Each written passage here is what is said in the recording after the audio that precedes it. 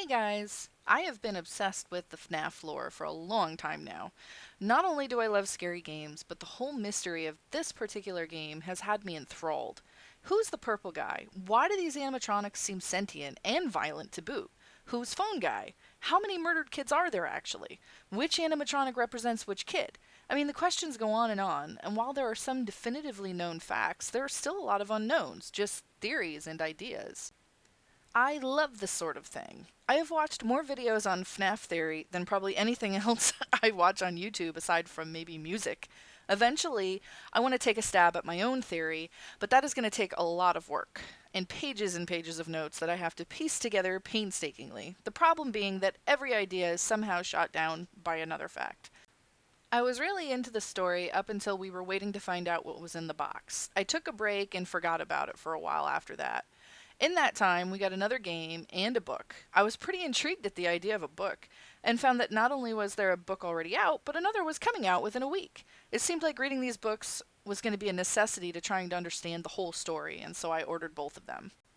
Even though the new book was going to be out in days, I had to catch up on the original, as The Twisted Ones was going to be a sequel to the original story, The Silver Eyes. It struck me how so many times those little white eyes had been used to say something, and now we had an actual name for it, Silver Eyes. So I wanted to make a bit of a summary of the book and go over what I thought was relevant. The main character of the story is a 17-year-old girl named Charlotte, but she prefers to be called Charlie. She is going back to her old town in Hurricane, Utah for a memorial of sorts to her childhood friend, Michael. The memorial is a scholarship made in his honor, and she, along with five other of her childhood friends, will be there. They make plans to meet up ahead of time, and we're introduced to them all. Marla, Jason, Marla's younger brother, who is a tag-along, Carlton, Lamar, Jessica, and John. None of them seem particularly important, aside from maybe John, who is a romantic interest for Charlie. This story is told with a lot of flashbacks from Charlie's perspective, as she has repressed a lot of bad memories. All is not clear as you read the book until later, but for the sake of making this less confusing, I'm just going to lay it all out in order. This is your last chance to go buy the book yourself and read it. Past this point, there are some major spoilers, and the book was actually pretty good, especially to a FNAF fan. Well, you're still here, so I'm gonna get started. Charlie had a twin brother named Sammy, and they lived in the nearby town of New Harmony. Her father, Henry, was an inventor and artist, and he created the animatronics and the Springtrap suits. He opened up a small diner called Fredbear's Family Diner, which he co-owned with a man named William Afton. Yellow Freddy and Bonnie suits were worn by the employees to entertain the customers. At a Halloween party held at the diner on October 31st, 1982, Charlie and her brother were playing in the closet when a man dressed as Yellow Bonnie shows up and snatches Sammy. Her brother is never found. Henry moves his family to Hurricane, and not long after, Charlie's mother leaves, likely unable to cope with the loss. Nobody seemed to cope with the loss very well, and Henry didn't even like to speak his son's name. But Charlie cries for and laments the loss of her brother. To help ease her pain, Henry makes her new robot friends. This helps to a point, and eventually the father and daughter don't speak of the lost boy anymore. Not because they forgot, but because it hurt too much to remember. Henry opens up a second restaurant, also with his partner William. This one much larger and with more animatronics. Freddy, Bonnie, Chica, and Foxy. This one is called Freddy Fazbear's Pizza, and from the description of the animatronics, it sounds like these are the same animatronics from FNAF 1. Chica has the Let's Eat bib on, and she also has those dark black eyebrows. Things go well until 3 years later in 1985 when someone begins snatching and killing kids. One of the kids that was taken was Charlie's friend, Michael, along with four other kids, so there were five total. From John's account, I saw someone that night, the night Michael disappeared. There was another mascot, he said, a bear, not Freddy. It was standing right near us, next to our table, but it wasn't looking at the stage like everyone else was. I looked over at the mascot, and it looked back at me. Then the animatronics on stage stopped moving, and I looked over at them, and when we all turned back around, Michael was gone, and so was the mascot. It's interesting to note that the animatronics were going nuts on the stage during this whole event, and that they stopped after the child had been taken. It's like they knew it was going to happen, and were either scared or trying to prevent it. Also around this time, Some strange events occurred at Charlie's home, where an animatronic her father had been working on was actually walking around in her home on its own. She mentions this endoskeleton that had been hanging on the wall in the corner of her father's workshop, and how it looked like it was in pain. It really creeped her out. In a dream which may have been a repressed memory, Charlie describes an event where she awoke and went downstairs. She found the door open and was soon confronted by the endoskeleton from her father's workshop. It pursues her up the stairs, and her father meets her at the top. From the book, he went forward to meet the thing in large, even strides, but as he reached out to it, Charlie could see that his hands were shaking. He touched the thing, put his hands on either side of its face for a long moment, as if he were caressing it, and its limbs stopped. Head still, moving gently from side to side, it looked almost bewildered. Charlie's father did something she could not see, and the thing stopped moving. Its head drooped, defeated, and its arms fell to its sides. She later clarifies that the same endoskeleton is the one that eventually becomes Foxy. It was standing over her. It was the thing from her father's workshop, the misshapen thing that hung in the corner. He had a name now. They called him Foxy. Not long after, Charlie's father dies, although it is unclear how. An endoskeleton is found near his body. I'll go into this more later. Clay, who is Carlton's dad, was the one on the case when the kids went missing at Freddy's. The police first suspected Henry because his child had gone missing at the previous location. Clay suspected otherwise and delayed having him arrested. From the book, and he had killed the children. Clay knew it. The whole department knew it. He had been present for each abduction, and he had mysteriously and briefly vanished at the same time as each child went missing. A search of his house had found a room crammed with boxes of mechanical parts and a musty yellow rabbit suit, as well as stacks of journals, full of raving paranoia, passages about Henry that ranged from wild jealousy to near worship. But there had been no evidence, there had been no bodies, and so there could be no charge. William Afton had left town, and there was nothing to stop him. They did not even know where he had gone. Fast forward to present day in the book. Charlie is driving back to Hurricane to have lunch with her friends, John, Jessica, and Carlton. Of all the childhood friends, Carlton is the only one who still lives there. Everyone else has moved on. Things are a little tense, a little awkward, but they eventually get to talking about Freddy's and all of the good memories they had there. They decide to go out to the site of the old restaurant to see if they can find any remnants of it. They arrive to a huge parking lot and construction site of a mall. On foot, they walk up to it and manage to find a pile of gravel to climb up and around the sides of the building.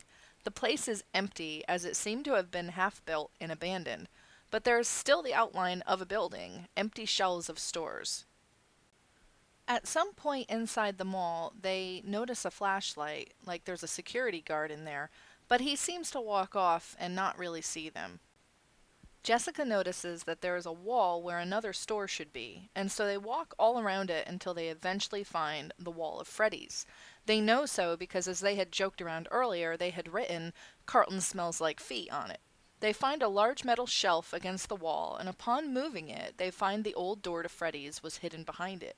The door has no handle, and so, after some pulling to let loose the rust, the door opens and they go inside. They all relive their happy memories of Freddy's. The animatronics are all still there. Everything is as it was left. After a time, they leave and return to the motel room for the night.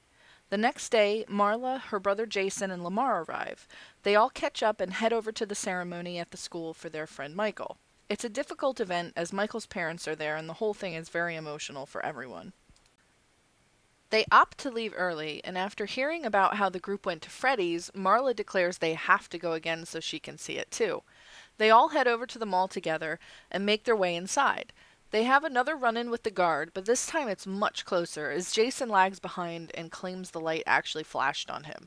The guard just walks away, though. Jason is dumbfounded as to why. This time they find a small door that leads to a control room. They manage to turn the power on and get the animatronics moving. There's also monitors inside the small room with cameras situated all over the restaurant. The monitors don't show every room though, and so they go hunting for another control room. Eventually they find it. This one had monitors that displayed the rest of the cameras as well as extra controls for Foxy and Pirate's Cove. While in the arcade alone, Jason admires the drawings on the wall. He happens to notice one of a child hugging Bonnie. He picks it up, and between looking away and back again, the picture changes to the child looking away from Bonnie. About the same time, Charlie and John are playing a game of hide and seek when she finds herself inside of Foxy's curtain. Suddenly, Foxy's claw comes down on her arm, slicing the heck out of it. Her friends feel responsible since they were playing with the buttons in the control room at the time, but it's unknown whether it was them or just Foxy. They rush to a drugstore, and Marla helps Charlie with her cut, but mostly Charlie takes care of it herself. They all return to the motel and get some sleep. The next morning, Charlie wakes up super early and decides to go for a walk. John joins her, and they head out into the woods. It's at this point that Charlie opens up to him about her father owning a previous smaller diner. She spoke of a yellowish-brown bear and rabbit who wandered the restaurant singing and dancing for customers. She also talks about how there were costumes that were sometimes worn and sometimes on robots. She tells him about a little boy, her twin brother, that she spent all of her time with. John is intrigued and wants to help her uncover more of the truth. He asks if there is anything else she can remember, and she recalls a tune they used to sing on the way home, having to do with being in Harmony. John knows of a town called New Harmony that isn't far away, and they decide to drive there in hopes of finding the old diner. They leave a note for their friends, who are still sleeping, and head out. They find the town easily enough, but it's incredibly empty and barren with dirt roads marking the landscape. About ready to give up, Charlie notices some railroad tracks which match up with her memory of some loud noise in the distance that she always used to hear. She runs by foot to find the old building. In the yard, John finds a sign that reads Fredbear's Family Diner. Inside, she recounts the story of how her brother was snatched by a man wearing the yellow rabbit suit when she was 3. John adds in that the mascot he saw the night Michael went missing was also a yellow bear. So 7 years later, the yellow mascot struck again, and she thought they must be connected. They drive back to the motel, get changed, and find a note from their friends to meet for dinner at 6:30, and then go to Freddy Fazbear's again. They all meet up and head back to the mall. This time, while walking down the hall inside, they walk right into the guard who is just standing there waiting for them. "I had a feeling you wouldn't leave it alone," he said with an odd, uneven smile. The guy's name is Dave, and he's really unsettling to the teens. He grills them about why they're there, and eventually when faced with having to leave, Charlie suggests he comes with them. That after that, they'll leave and never come back. He agrees, and introductions are made as they make their way into Freddy's. Dave makes small talk about the economy of the town, the decline of the mall deal because nobody wanted to do business near Freddy's. During this rant, Charlie notices that he has some scars on his neck. There was a scar on his neck, curved and ugly, almost a perfect half moon. The tissue was knotted and white. The cut that made it must have been a deep one. And if that didn't catch your attention, then this sure should have. Charlie saw that the scar had a twin, the same half moon, in the same place on the other side of his neck. Charlie was suspicious at this point. She should have known better, as she had intimate knowledge of the spring locks used in the suits. My red flags were going off at this point. I knew this guy was involved in one way or another. As if it weren't alarming enough, he somehow manages to make the animatronics dance perfectly, something the others had been trying to do for a while to no avail. "Beginner's luck," he said. "I just pressed some buttons." "Sure." Jason then heads off to the arcade to search for pictures of Bonnie kidnapping a child while Dave continues to show off. Bonnie starts spazzing out on stage, and as Dave approaches the stage, he says, "Nervous little fella, aren't you?" At this point, Bonnie starts completely losing it. His leg rises up off the stage, the whole body convulses and whips all over the place. Carlton gets knocked to the floor by one of Bonnie's hands, and in the commotion, they all notice that Dave is now gone. They all split up and try to find him. Dave is making his way into the office, which he just so happens to have a key for. He opens a locker that has none other than the infamous yellow Bonnie suit in it. He heads out of the office and starts stalking the kids. Jason is the only one who notices him, but nobody believes him because he says it's Bonnie, and they all point out that Bonnie's still on the stage. Jason has had enough of not being listened to and goes off alone to find Yellow Bonnie. He runs into Carlton, who moments later is assaulted and dragged away by Dave. Jason runs back to the group and tells them what happened. They barely believe him still, but some sense is finally spoken as John says they need to get help, that it's not safe in there. "Thank you." They run into a cop who doesn't believe them. They manage to get the cop back into the mall, but there's a huge padlock on the door that's rusted and looks like it's been there for years. Realizing it's the chief's son who's missing, though, the cop decides to call the chief, whose name is Clay. I mentioned him earlier. The cop escorts them all caravan style to Clay's house. They're practically forced to go. Clay is not worried at all. It's freaking weird how unworried he is. He has them all stay the night, and in the morning he makes them pancakes. Twilight Zone here, man. My kid was taken by a psychotic child killer, but that's alright. Let's have pancakes. He doesn't even tell his wife, who is pretty pissed when she finds out over breakfast. Clay's only excuse is that he thought Carlton was playing a prank.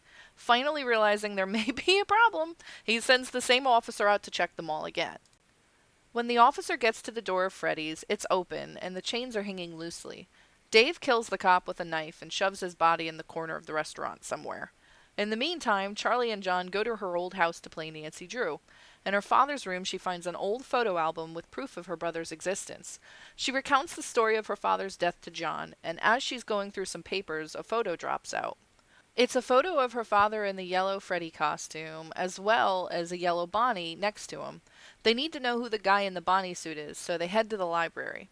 There they find a news article from the day after her brother was snatched, November 1st, 1982. In the article is a picture of her father and another man.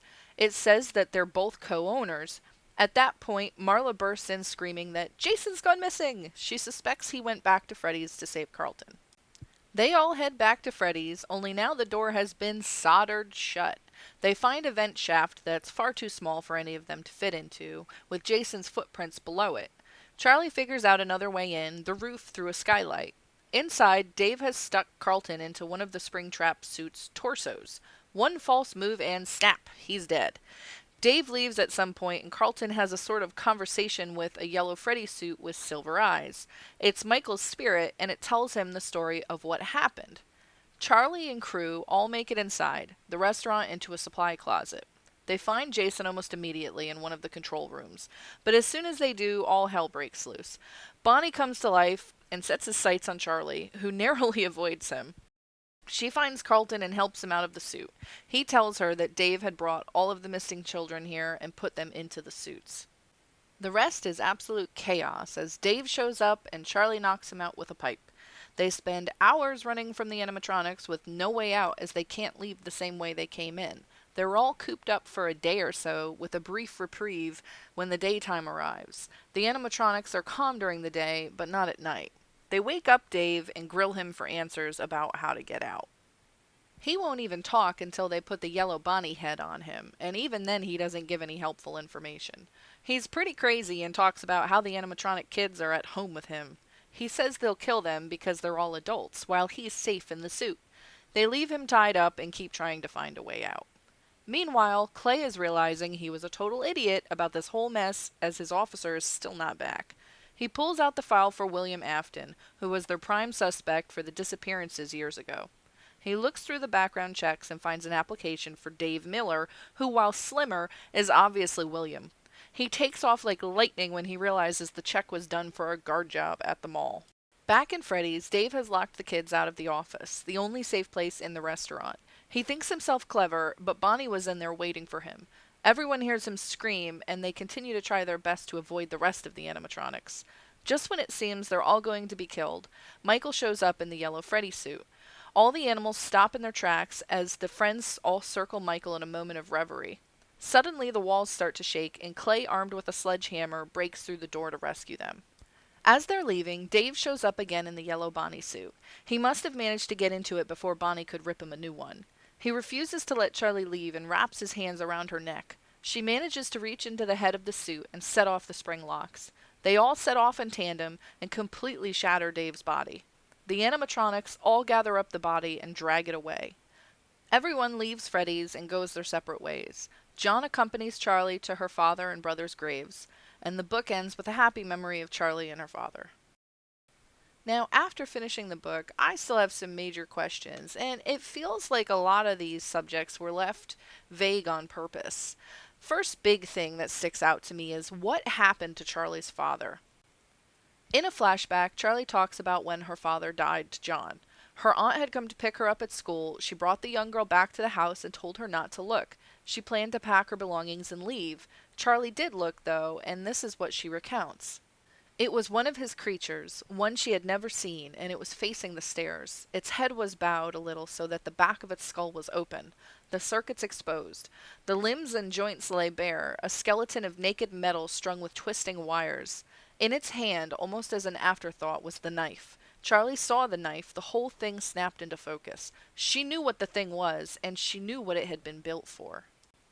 So the big thing here is, what was it built for and by who? I believe it was made for killing, but it still doesn't tell us who. So much of the community seems to think it was suicide. I mean, I could understand why, especially if he found out that William was using his creations to lure and kill children. But what about the context and how it fits into what's said in the book? Why did Charlie accuse William by saying, "My dad trusted you. What did you do to him?" To which William responds only, "I helped him create." I think Afton created it from scratch or altered one of Henry's creations. It talks about how it was crude and shapeless, like something a novice would make, someone who understands the mechanics of working the animatronics, but not the artistry.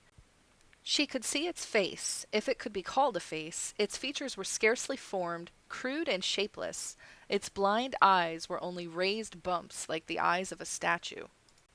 Now, this certainly doesn't sound like something Henry would have created.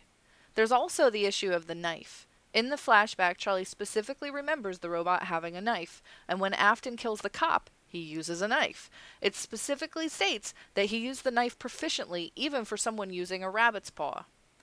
The rabbit held a slim silver blade. Its big, matted paws should have been too clumsy, but Dunn knew as he stared down at it that the rabbit had done this before and would easily do it again.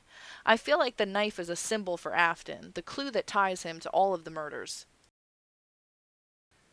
Another big question I have that really doesn't have many answers at all is, what was the deal with the big girl closet? "You won't need it until you're bigger," her father would say, but that day never came. As she moved to stand, she noticed something shiny, half hidden under the rim of the locked middle door. She leaned forward to pick it up. It looked like a broken-off piece of circuit board. She smiled slightly. Nuts, bolts, scraps, and parts had turned up all over the place once upon a time. There was also a strand of her hair clinging to it. She unwound it carefully from the tiny lip of metal it was stuck on. Now, in this case, the big girl closet used to be locked, and apparently it was open a slight bit when she goes to it, but she decides not to open it. She says it hadn't opened for her, it had only given way to time.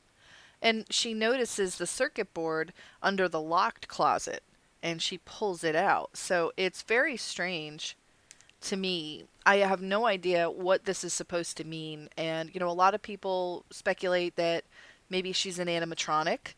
And they have like these really convoluted theories about, I don't know, like her being the one who got killed or her being a robot, or it goes on and on. I mean, I don't know how much I buy into that because, obviously, she bled when she got cut and she had the same sort of emotions and feelings that everybody else had. So, I mean, she seems a little off in terms of her personality. Like, she seems a little cold, a little antisocial.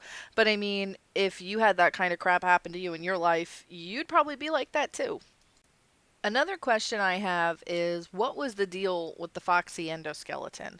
I mean, she had all these flashbacks where she talked about being a little girl and seeing it up in the corner twitching and how it looked like it was in pain. And she says that she wanted to ask her father, does it hurt?